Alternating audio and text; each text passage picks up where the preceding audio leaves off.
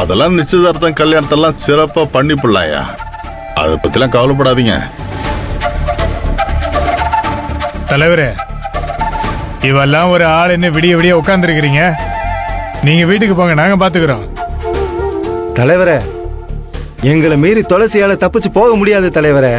நீங்க போங்க தலைவரே, நாங்க பாத்துக்கிறோம். நீங்க எல்லாம் நினைக்கிற மாதிரி அவ லேசுப்பட்ட ஆள் கிடையாதுயா. எமக்காதகி பாக்கியும் பேயா வந்த மாதிரி என்னையே நடிச்சு ஏமாத்தினவாவ. அவளை நம்பவே முடியாது. நானே காவலுக்கு இருக்கேன். இந்த தலைவரு நம்ம வீட்டு கட்டலோட சேர்த்து சிமெண்ட வச்சு பூசின மாதிரி எந்திரிக்காம அப்படியே உட்கார்ந்துருக்காங்க. ஐயனாரு சிலை மாதிரி உட்கார்ந்துட்டு இருக்காங்கம்மா. ஏமா, அவங்க கண்ணுல மண்ணை தூவிட்டு இங்க இருந்து தப்பிக்கிறது ரொம்ப கஷ்டமா. அப்படின்னா பின்வாசல் வழியா தப்பிச்சு போலாமா? நான் பின்னாடி பக்கம் போய் மருதமுத்தும் அவன் ஆளுங்களும் என்ன பண்றாங்கன்னு நான் போய் பாத்துட்டு வரேன். ஓடு ஓடு, போய் பாத்துட்டு வா.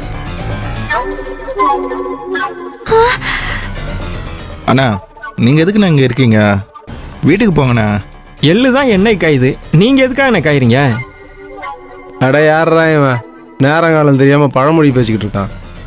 டேய் இங்க இருங்கடா, உங்களுக்கு துளசியை பத்தி தெரியாது. இந்த கண் வழியா போய் அந்த கண் வழியா இறங்கி போயிடுவா. அவளையெல்லாம் நம்பவே முடியாது. அதனாலதான் நான் இங்க இருக்கேன்.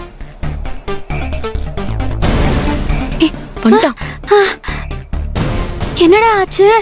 அக்கா, மருதமுத்தும் ரவுடி பசங்களும் பின்னாடி பக்கம் தான் இருக்காங்க. அவங்க அங்க இருந்து நகர மாதிரியே இல்ல. எலி பொறிக்குள்ள வந்து சிக்கின மாதிரி நான் சிக்கிட்டேனே. இவங்க கிட்ட இருந்து எப்படிதான் நான் இப்ப தப்பிக்க போறேன்? ஐயோ, கொஞ்சம் புலம்பாம இரண்டி. மா பாவமா அவ என்னமா பண்ணுவா? முன்னா